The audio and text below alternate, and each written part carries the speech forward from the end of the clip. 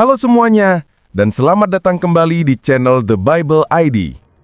Hari ini, kita akan menyelami alur cerita yang brutal, intens, dan sangat emosional dari House of David Season 2. Selama 8 episode yang memukau, kita akan menyaksikan keluarga hancur, pengkhianatan terungkap, nubuat dilepaskan, dan panggung disiapkan untuk kejatuhan total dinasti Saul. Mari kita mulai ceritanya. Season 2 dimulai tepat setelah Daud membunuh Goliat. Israel meledak dalam kegembiraan saat Daud memenggal kepala raksasa itu. Sementara narasi mencatat makna legendaris dari pedang Goliat. Yonatan segera mengumpulkan pasukan Israel, melancarkan serangan brutal skala penuh terhadap Filistin. Di atas bukit terdekat, Nabi Samuel berdoa untuk kemenangan Israel.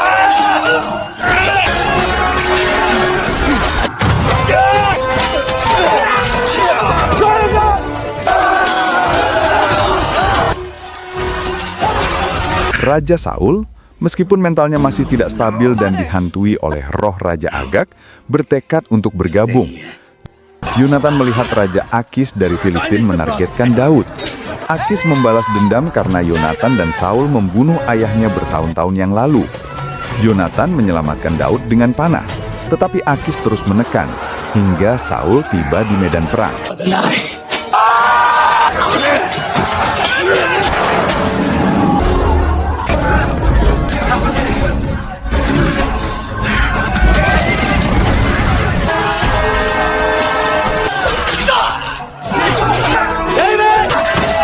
Before today, no. First rule, remain calm and keep your eyes up. And when you get close, all right.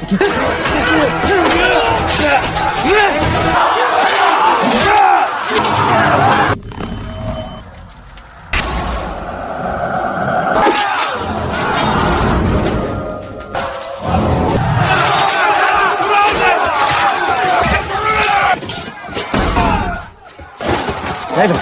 Abner, I'm my father. I will go with you. Go. See my brothers. Elliot! Where are you? I can't see. They go.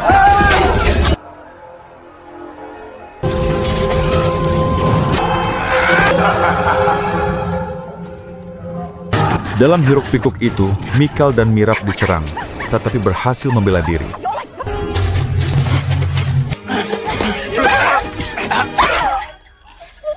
Setelah pertempuran sengit di mana pedang Saul hancur oleh pedang Goliat dan Yonatan kembali campur tangan, Israel meraih kemenangan, membunuh salah satu raja Filistin dan mengejar musuh ke Gad.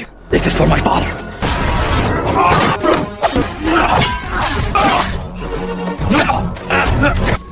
Your wounds betray you.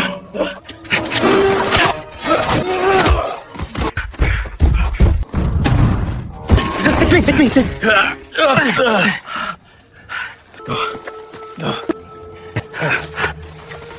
After this one.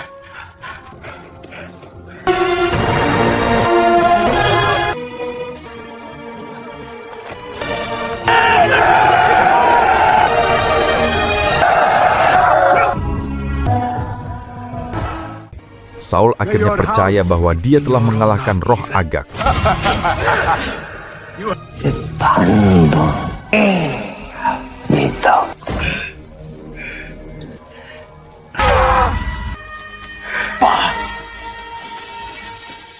Di tengah perayaan, Saul secara terbuka menyatakan Daud sebagai pahlawannya, memberinya jubah, dan menjanjikan pernikahan dengan salah satu putri kerajaan.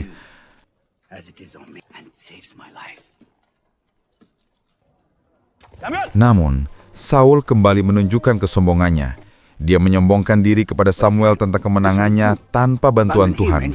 Ketika Samuel menolak untuk mengurapinya kembali di hadapan publik, Saul memerintahkan Samuel ditangkap, sama sekali tidak menyadari bahwa kejatuhannya baru saja dimulai. Kembali ke Gibea, ibu kota kerajaan Israel. Saul yang pulang dengan kemenangan dielu-elukan rakyatnya. Dengan bangga, Saul memperkenalkan Daud sebagai pembantai raksasa dan ia akan menikahkan Daud dengan putrinya.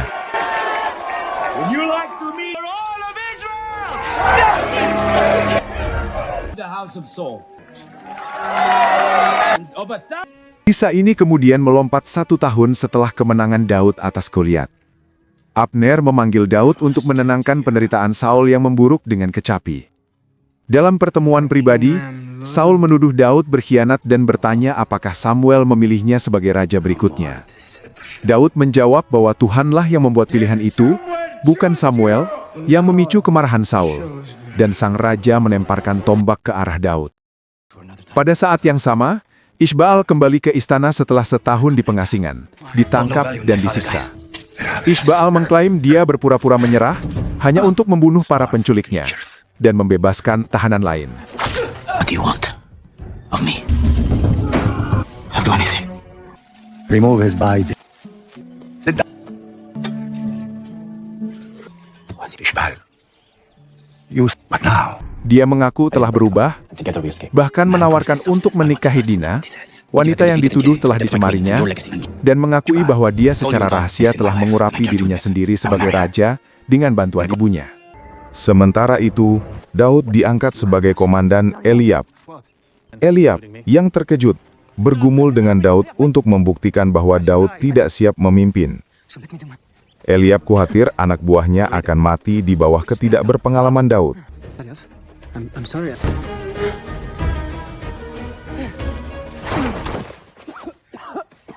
you are no warrior. Di tempat lain, Yonatan yang terluka dirawat oleh Sarah, seorang tabib yang menyelamatkan hidupnya dan memulai hubungan romantis yang baru tumbuh. Ketika Daud kembali, Mikal mengharapkan pernikahan mereka diumumkan. Sebaliknya, Saul secara mengejutkan mengumumkan bahwa Daud akan menikahi Mirab, menghancurkan harapan Daud dan Mikal. Mirab telah meminta Daud dari ayahnya, memutuskan untuk menghancurkan kebahagiaan Mikal, karena ia merasa tidak dicintai oleh orang tuanya. Daud berusaha meyakinkan Raja Saul untuk memilih Michal, tetapi Saul dengan marah menolaknya, bersikeras bahwa seorang gembala tidak berhak mempertanyakan raja. Yonatan menghabiskan beberapa hari berikutnya melatih Daud, berusaha menjadikannya petarung yang lebih kuat dan pemimpin masa depan.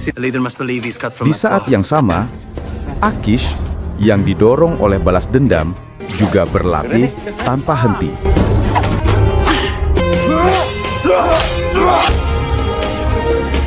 Di istana, Ratu Ahinoam semakin cemas bahwa orang yang diurapi akan segera mengambil tahta suaminya.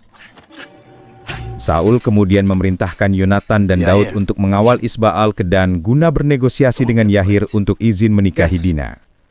Saul menginstruksikan Yonatan untuk memberi kesempatan Daud memimpin perjalanan sebagai latihan. Ahinoam diam-diam menyuruh penyihir Basyai pergi untuk menyembunyikan rahasianya. Tetapi Abner dan Yoab membunuh Basyai setelah mendengar percakapan mereka. Word to no one. I will find your knife. Kazia, si pelayan yang ambisius, memata-matai ratu dan mendengar keterlibatan Ahinoam dalam ilmu sihir. Akibatnya, raja murka dan melarang Ahinoam meninggalkan istana. Kazia kemudian diangkat Saul menjadi asistennya, dan dia akan pergi ke kemah suci bersama raja. I never believed you.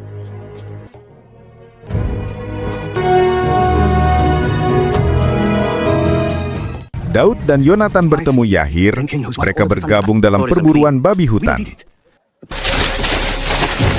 There's two when cornered.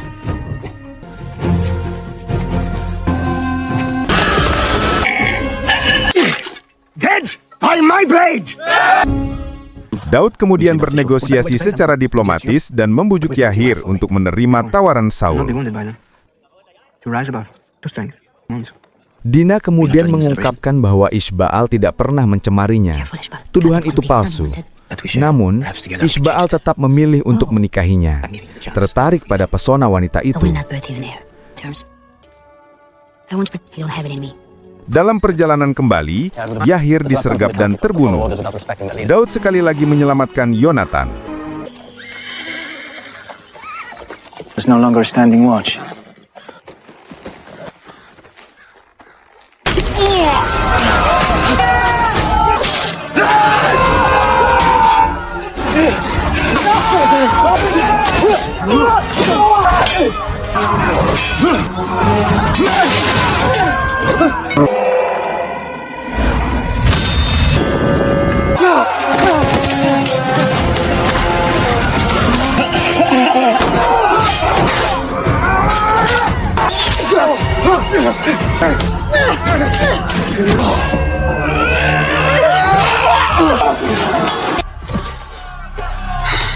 Adriel, ketua suku Yehuda, mengungkapkan kepada Saul bahwa dia mengetahui identitas orang yang diurapi itu. Saul memanggil Joab untuk membunuh orang yang diurapi sesuai info dari Adriel. Eliab juga ditugaskan untuk misi pembunuhan ini. Di Yehuda, Yoab mengungkapkan bahwa misi mereka adalah membunuh keluarga tetangga yang tidak bersalah. Eliab yang trauma dipaksa untuk membantai keluarga yang tidak bersalah itu, yang seharusnya adalah keluarganya sendiri. Setelah pembantaian, Eliab benar-benar hancur karena melakukan pembunuhan pada tetangganya sendiri yang tidak bersalah. Smart cousin.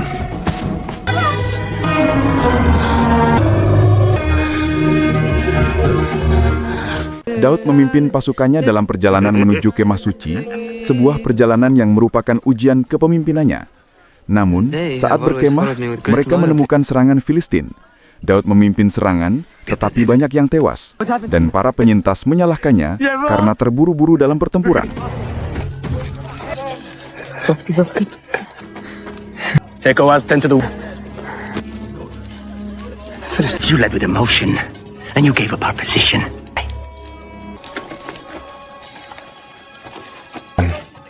Brentwood!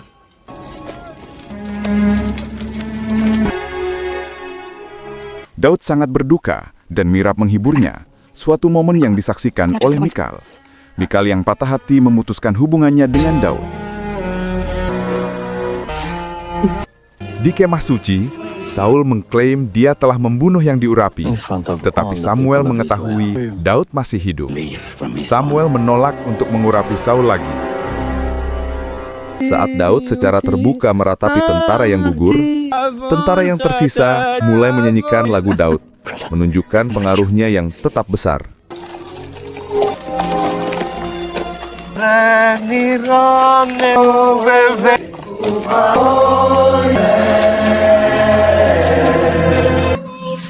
Daud terus memimpin pertempuran dan menjadi komandan yang jauh lebih percaya diri.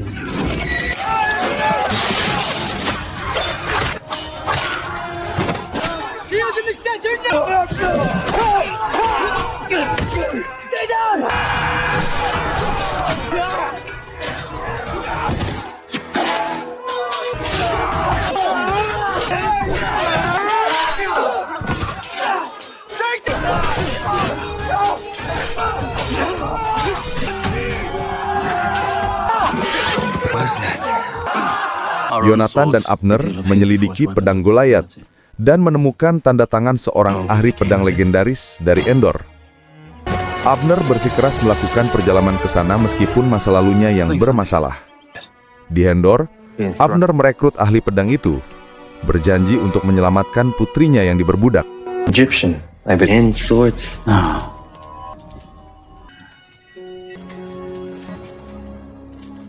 Namun, mereka diculik oleh ibu Abner, seorang penyihir Endor. Sang penyihir segera mengungkap rahasia terdalam mereka. Ia tahu Abner membunuh salah satu orangnya sendiri. Sang penyihir, yang membantu Ratu Ahinoam memberikan mantra-mantranya selama kegilaan Saul. Ia tahu Eliab tersiksa oleh kenangan akan keluarga tak berdosa yang dibantainya. Ia tahu Yonatan tidak akan menjadi raja dan hidupnya akan dipersingkat.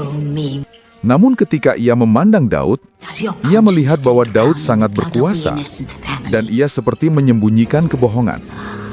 Tidak jelas apakah penyihir ini tahu Daud adalah orang yang diurapi, tetapi ia segera membiarkan mereka pergi. Sebelum mereka pergi, ia memperingatkan Abner bahwa keluarga Saul yang dilayaninya dengan setia akan segera runtuh. Sesampainya di rumah, Abner mendesak semua orang untuk mengabaikan perkataan ibunya dan menyimpan semua yang terjadi pada diri mereka sendiri. Sekembalinya ke Giba, Daud akhirnya memilih jalannya. Ia menolak menikahi Mirab dan menyuruh Saul melakukan apapun yang harus ia lakukan. Son of Jesse. Saul marah karena Daud menolak Mirab. Tetapi Abner memperingatkan bahwa membunuh Daud secara terang-terangan akan memicu pemberontakan rakyat yang mencintai Daud. Ahinoam kemudian menawarkan hukuman yang lebih halus. Kirim Daud pada misi mematikan yang tidak akan ia kembalikan. Saul setuju dan memanggil Daud, menawarkan kompromi. Jika Daud masih ingin menikahi Michal, ia harus membuktikan kesetiaan dengan menghancurkan bengkel besi Filistin di Gat dan membawa kembali 100 kulit katan Filistin. Saul tahu ini hampir merupakan misi bunuh diri. Daud menerimanya. Sementara itu Yonatan, yang hidup damai di desa Sarah, mengungkapkan bahwa Daud adalah raja yang diurapi, dan ia tidak akan pernah mewarisi tahta. Merasa bebas dari ketakutan, Sarah menerima lamarannya, dan mereka menikah pada hari itu juga dalam upacara kecil di desa.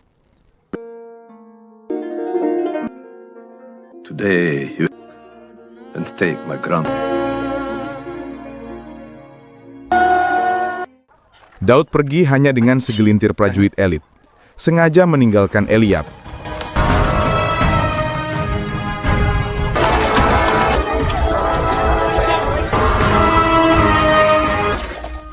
Abner diam-diam mengirim Doeg untuk memperingatkan Filistin, yang segera menyiapkan jebakan mematikan.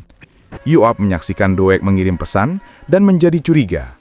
Yoab memaksa Doeg mengaku, dan ia serta Yonatan bergegas untuk menyelamatkan Daud. Di Gat, Daud dan anak buahnya terjebak dan hampir dibakar hidup-hidup. Mereka berhasil lolos, tetapi terkepung hingga Yonatan, Yoab, dan tentara Israel tiba tepat pada waktunya. Daud membunuh Dagenor, komandan Filistin, dalam kekacauan itu.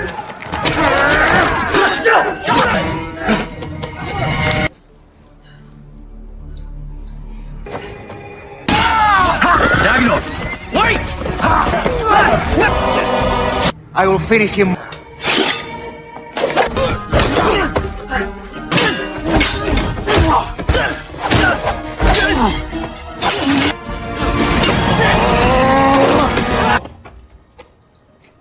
The name, the God. My king, he's only one man.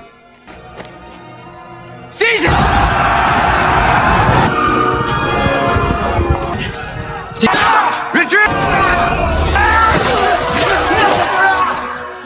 Daud kembali dengan kemenangan, membawa kulit sunat mengumumkan kehancuran bengkel dan menuntut pernikahannya dengan Michal. Saul, yang marah karena Daud selamat dan kini lebih kuat, melampiaskan amarahnya. Dia secara terbuka menyalahkan Ahinoam dan mengusirnya dari istana. Hal ini mengejutkan Mirab dan Ishbael, yang dengan dingin menyebutnya karma.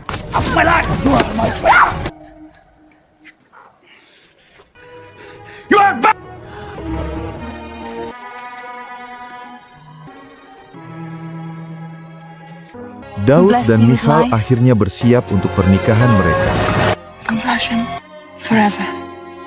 Sementara Ishbaal berjuang melawan mimpi buruk dari pengasingannya. Ishbaal mengajukan diri untuk melakukan negosiasi dengan Raja Edom setelah silo gandum terbakar. Sebuah serangan yang kemudian diketahui adalah ulahnya sendiri. Hari pernikahan Daud dan Putri Michal akhirnya tiba. Pesta diadakan secara meriah dan seluruh rakyat ikut menghadirinya. Conversation for later. David is coming.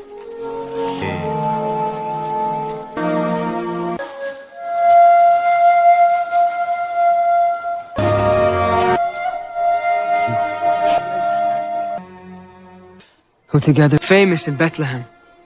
And for all eternity. The giant slayer! You will be my wife.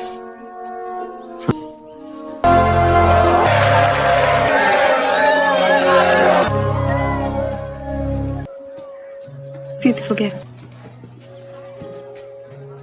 It's your marriage, son. Mother was right. Saat Daud dan Michal menikmati pernikahan mereka, Adriel yang merasa sudah menyelamatkan keluarga Daud karena memberi informasi palsu kepada Raja Saul, menuntut kekuasaan Daud menjadi raja. Daud menolaknya, dan Adriel yang marah kemudian memberitahu Isbaal kebenaran tentang pengurapan Daud. Although I cannot be helpful to you and the throne, I see you for who you are. The makings. This. Pada perburuan, Dina melihat pria bermata satu yang membunuh ayahnya. Pria itu secara diam-diam bertemu dengan Doeg.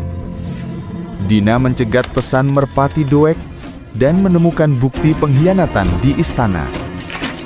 Dia membawa informasi ini kepada Isbaal. Isbaal yang tidak ingin Dina tahu bahwa dia pengkhianatnya, tanpa ragu mendorong Dina dari tembok tinggi, membunuhnya. Mirab menyaksikan seluruh tindakan mengerikan itu, tetapi dipaksa bungkam oleh Isbaal. Dan mereka berdua merekayasa kematian Dina sebagai bunuh diri. Malam pernikahan Daud dan Michal terputus ketika Saul memanggil Daud. Saul yang marah setelah mengetahui kebenaran menuntut jawaban. Ketika Daud bersikeras bahwa Tuhan yang memilihnya, Saul meledak amarahnya dan melemparkan tombak ke arahnya. Deception. Speak. I can please just sit down. Did he choose you? My king, I wish you no harm.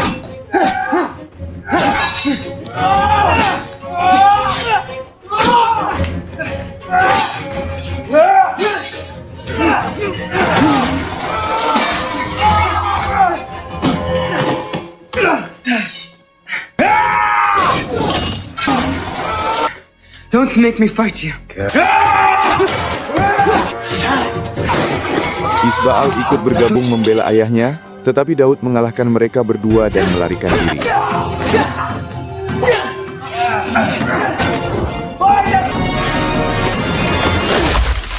Eliab yang tidak mengetahui permasalahan Daud ditangkap oleh Abner.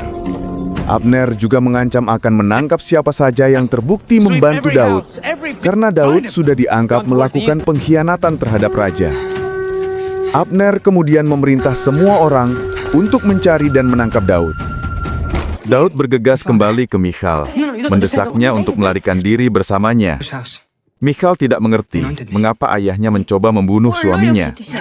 Daud mengungkapkan bahwa dialah orang yang diurapi Nabi Samuel. Michal hancur, menyadari Daud telah menyimpan rahasia besar ini sejak mereka bertemu.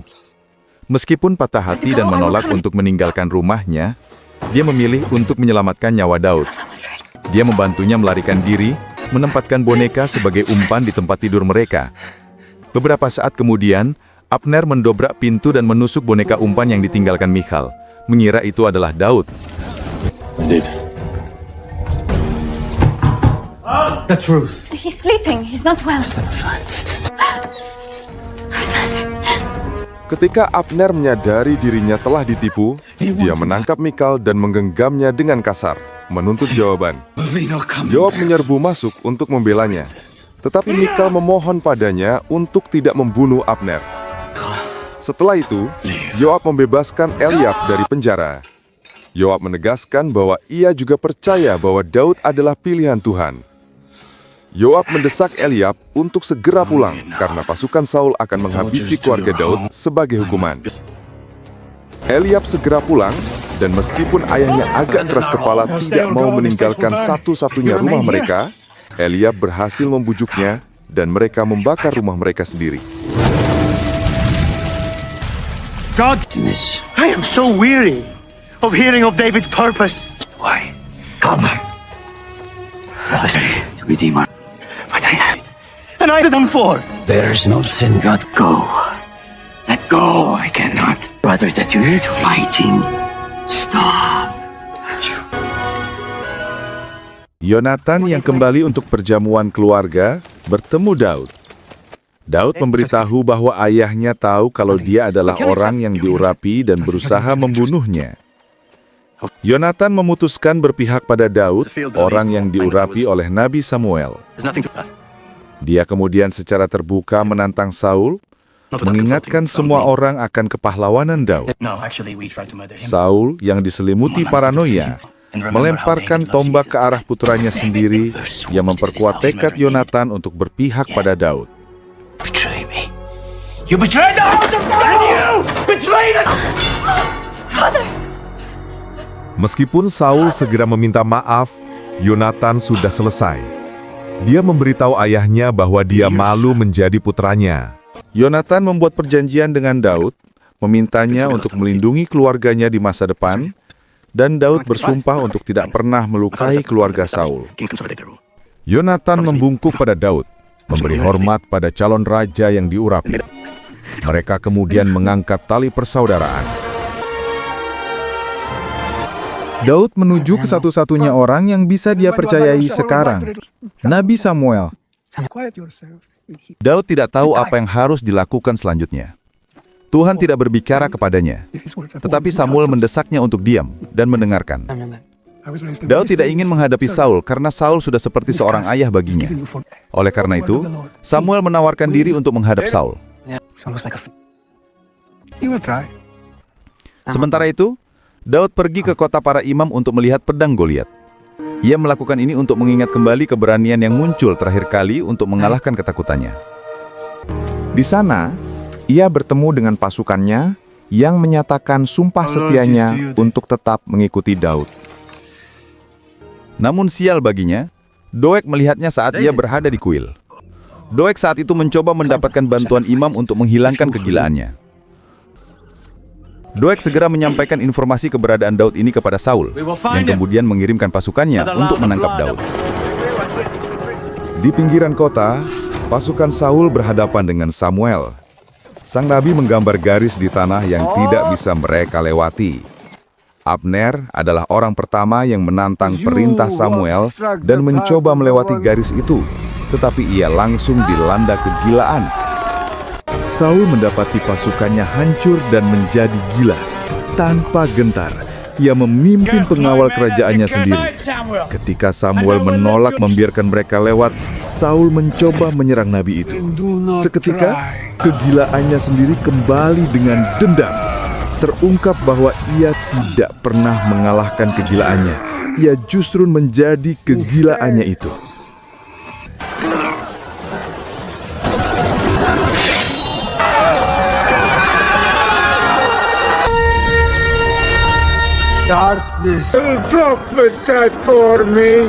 Samuel menggunakan kekuatannya untuk memaksa Saul meneriakkan nama raja yang sejati, yaitu Raja Daud.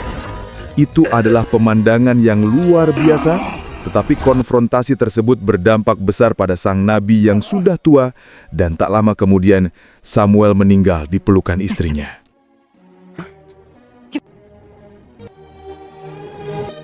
Bahkan setelah kematian Samuel, Saul tidak mau menyerah. Karena semua prajuritnya sudah tak berdaya, Doeg menawarkan pasukannya sendiri. Beberapa pengawal kerajaan dan Abner berhasil mencapai kota para imam. Tetapi Daud sudah melarikan diri. Karena Daud tidak ditemukan, Saul yang marah memerintahkan Abner untuk menghabisi para imam. Abner yang mencintai Saul tidak sanggup melakukan kekejaman ini. Abner dan para pengawal kerajaan menolak membantai para imam. Tetapi Doeg mengambil tanggung jawab untuk melakukannya demi Saul. Di sini, Saul secara resmi telah kehilangan akal sehatnya. Daud mendapatkan sekutu baru, Yoab dan Eliab, yang membawa tentara untuk mendukung Daud, mengakui Daud sebagai raja yang sah. Sementara itu, Merab telah berbohong kepada raja, mengatakan bahwa Daud mengancam Mikal demi membantunya melarikan diri, sehingga Merab melindungi saudara perempuannya. Mikal kini terpecah antara ayahnya dan pria yang dicintainya. Eshbaal berhasil memastikan Saul bersekutu dengan Raja Edom, orang yang dulu menawannya. Eshbaal telah menyabotase Israel dari dalam. Dengan silo gandum yang ia hancurkan dan kelaparan membayangi, Eshbaal telah membuka pintu bagi Edom untuk bersekutu dengan Israel. Daud dari anak gembala kini berjalan di jalur seorang raja buronan yang dipilih oleh Tuhan sendiri. Israel diambang perang saudara total. Sekarang, mari kita bedah ending ini untuk memahami posisi setiap karakter. 1. Keruntuhan moral Saul. Saul mencapai titik kehancuran total. Setelah konfrontasi dengan Samuel, dia memerintahkan pembantaian para imam di Nob. Tindakan kekejaman ini, yang bahkan Abner tolak lakukan, menunjukkan bahwa Saul sepenuhnya dikuasai oleh kegilaan dan obsesi untuk mempertahankan tahtanya. 2. Isbaal, pengkhianat sejati. Isbaal terungkap sebagai monster yang selama ini bersembunyi. Tujuannya adalah menghancurkan dinasti Saul dari dalam. Ia membunuh istrinya sendiri, Dina, untuk menutupi kejahatannya dan mengamankan aliansi dengan Raja Edom. 3. Daud dan sekutu barunya. Daud, sebagai raja yang diurapi, telah mendapatkan sekutu setia. Eliab dan Yoab bersama dengan bala tentaranya berlutut dan berjanji setia kepadanya. Daud bukan lagi gembala yang sendirian. Dia adalah beraja urapan yang didukung oleh pasukan baru. 4. Nasib keluarga kerajaan. Jonathan memutus hubungan dengan ayahnya yang gila dan kini hidup damai bersama Sarah, istrinya yang sedang hamil. Mikal terjebak dalam posisi yang menyakitkan antara ayah dan suaminya. Mirab dipaksa bungkam oleh Isbaal setelah menyaksikan pembunuhan Dina. Season 2 ini berakhir dengan kerajaan Israel diambang perang saudara total. Dan itu membawa kita pada akhir House of David Season 2. Apa twist yang paling mengejutkan bagimu di musim ini? Beritahu di kolom komentar ya. Dan pastikan kamu like video ini dan juga subscribe untuk mengikuti Season 3 serial ini. Terima kasih telah menonton, sampai jumpa di video berikutnya.